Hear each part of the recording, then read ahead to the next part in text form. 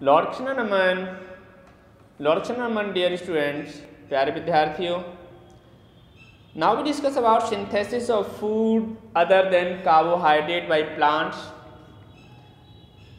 Carbohydrate क्या है पहले तो हम इसके बारे में जान लें, क्योंकि प्लांट्स कहीं ना कहीं सिंथेसिस जो करेंगे वो कार्बोहाइड्रेट के रूप में फूड का सिंथेसिस करेंगे। प्लांट C6H12O6 बनाने का काम करेंगे और C6H12O6 यानी कि ग्लूकोज और फ्रक्टोज जब दोनों मिल जाएंगे तो एक क्या बन जाएगा, स्टार्च मॉलिक्यूल बन जाएगा या फिर एक सुक्रोज का मॉलिक्यूल बन जाएगा कि नहीं बन जाएगा। अब प्लांट ने भोजन बना दिया है तो कहीं ना कहीं भोजन लीफ से लेकर रूट तक जाएगा, रूट का वाटर रूट से लेकर लीफ तक आएगा। तो यहाँ पर जो कनेक्टिविटी होगी आपकी वो चालनी नालिकाएं यानी कि सिव ट्यूब्स के द्वारा होगी। चालनी नालिकाएं यानी पतली पतली सिव ट्यूब्स होती हैं और कहीं ना कहीं ये जो हैं जाइलम और फ्लोएम यानी कि वेस्कुलर बंडल में ही एक जगह से दूसरी जगह के लिए ट्रांसफ़र होगा। तो अब हम यहाँ पर आपको पहले कार्बोहाइड्रेट समझाएंगे, उसके बाद इसका मीनिंग समझाने की कोशिश करेंगे, ठीक है। Okay, carbohydrate, the hydrate of carbon is called carbohydrate. The hydrate of carbon is called carbohydrate. Carbon के हाइड्रेट को कार्बोहाइड्रेट कहते हैं। ये स्वाद में मीठे होते हैं। कैसे होते हैं? मीठे होते हैं ये स्वाद में, बिल्कुल ये स्वाद में मीठे होते हैं, ठीक है। प्यारे विद्यार्थियों, कार्बोहाइड्रेट की अगर क्लासिफिकेशन की बात करें तो आप भी मेरे साथ रिवाइज करेंगे, ठीक है, आप भी रिवाइज करेंगे। मोनोसेकेराइड, डाइसेकेराइड, ऑलिगोसेकेराइड और पॉलीसेकेराइड। आप भी बोलिए। Monosaccharide simple sugar, single simple sugar means एक ग्लूकोज बनाएगा तो वो है मोनोसेकेराइड, जैसे कि एग्जांपल में आपके आ गए ग्लूकोज और फ्रक्टोज। डाइसेकेराइड जिसमें आपका आ गया स्टार्च या फिर सुक्रोज, ठीक है, जहाँ पर 2 सिंपल शुगर जुड़ जाएंगे।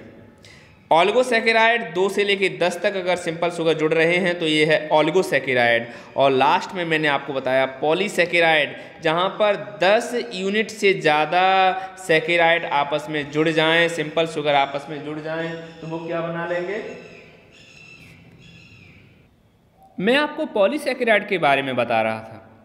पॉलीसेकेराइड में ग्लूकोज के छोटे छोटे 10 से ज़्यादा यूनिट जुड़ जाएंगे, एक ग्लूकोज 2 ग्लूकोज, एक बहुत कॉम्प्लेक्स चेन बन जाएगी। 2 तरह के मॉलिक्यूल आप साइंस में पढ़ेंगे, माइक्रो मॉलिक्यूल और मैक्रो मॉलिक्यूल। मैक्रो मॉलिक्यूल जो इस तरह की बड़ी संरचनाएं बनाएंगे, बड़ी चेन बनाएंगे। आपको नहीं लगता ये कार्बोहाइड्रेट मैक्रो मॉलिक्यूल है?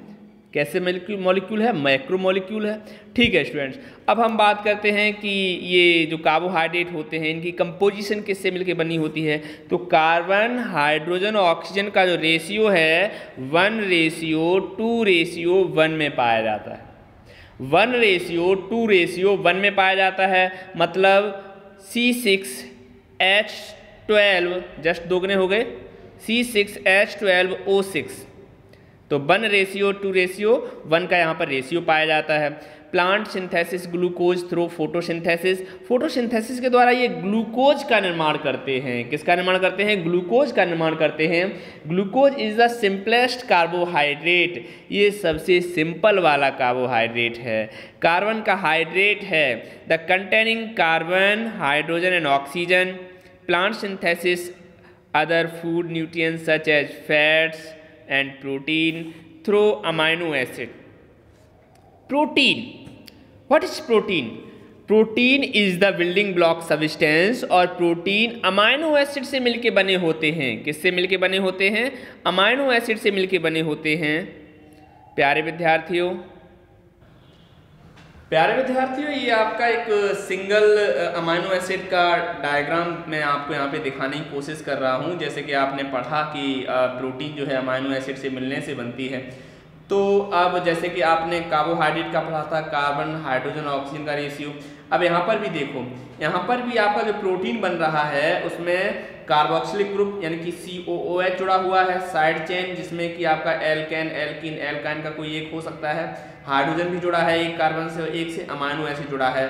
तो ये जो अमाइनो एसिड जुड़ा हुआ है NH2, यहाँ पे देखो ढंग से, यहाँ पर जो आपका ये अमाइनो एसिड जुड़ा हुआ है NH2, ठीक है, तो ये जो है कहीं ना कहीं ये प्रेजेंस करता है कि हाँ नाइट्रोजन की आवश्यकता है, यानी कि नाइट्रोजन बहुत ज़्यादा नीड होती है, तभी तो आप यूरिया डालते हैं, NH2CO NH2, प्लांट को यूरिया देते हैं फर्टिलाइजर के रूप में, इसीलिए देते हैं क्योंकि ये अमाइनो ग्रुप फुलफिल हो जाए और ये प्रोटीन का निर्माण कर सके।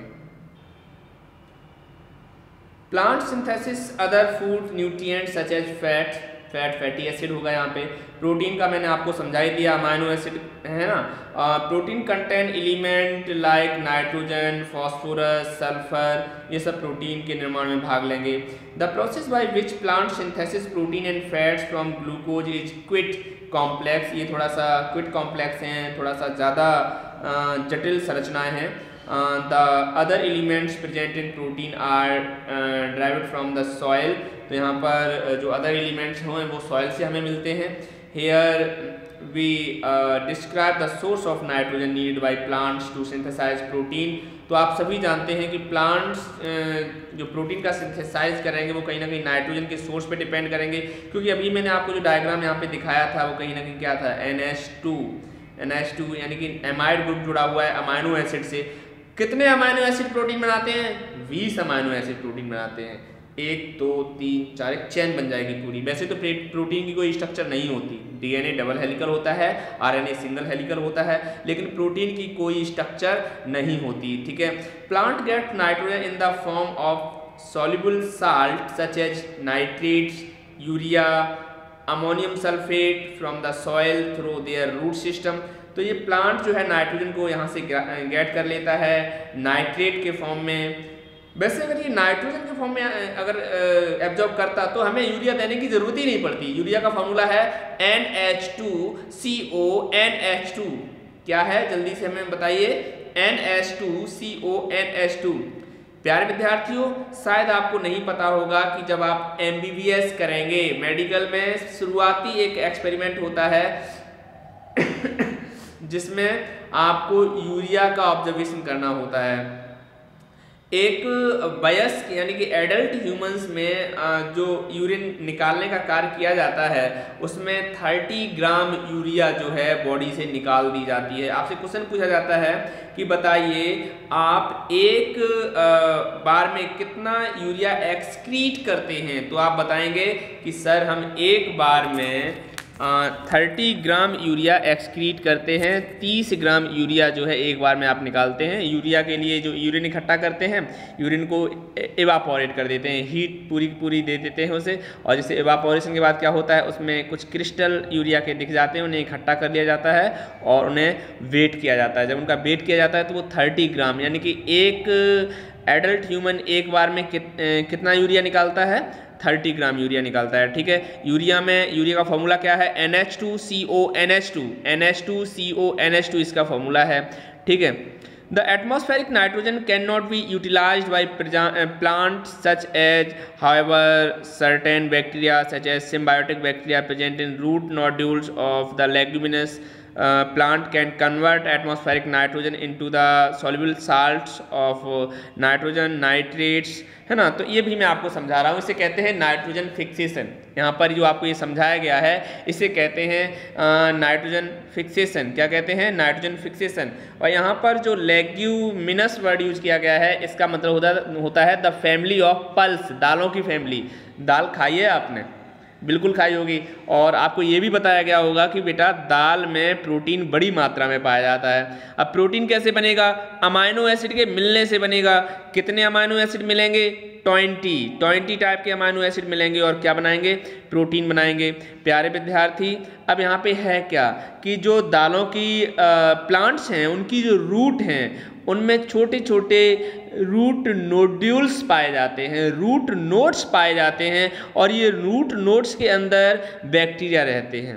क्या रहते हैं? बैक्टीरिया रहते हैं। रूट नोड में 2 बैक्टीरिया देखने को मिलेंगे, नाइट्रोसोमोनास और नाइट्रोबैक्टर। ये राइजोबियम बैक्टीरिया है, राइजोबियम बैक्टीरिया भी यहाँ पे पाए जाते हैं।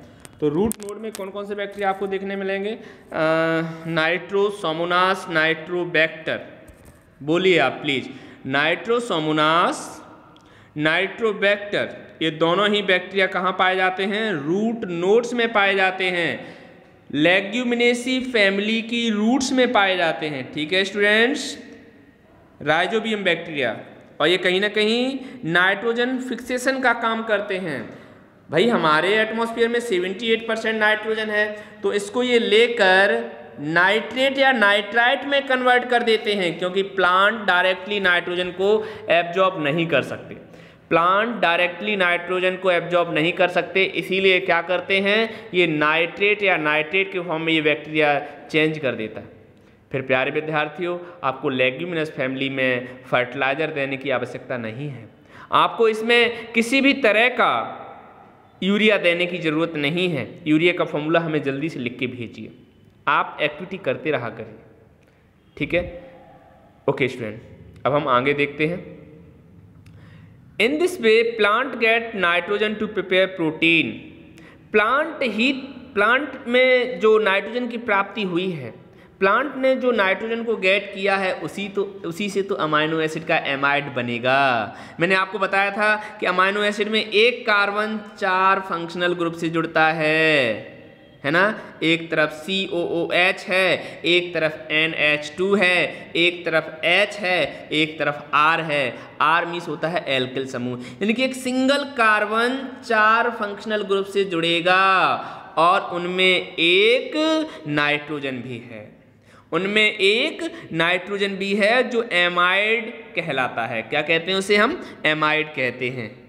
तभी तो हम यूरिया देते हैं। यूरिया क्यों देते हैं? NH2 CO NH2, तो यहाँ पे N माने हाइड्रोजन, NH2 N मान नाइट्रोजन, H माने हाइड्रोजन, यानी NH2 नाइट्रोजन की नीड है।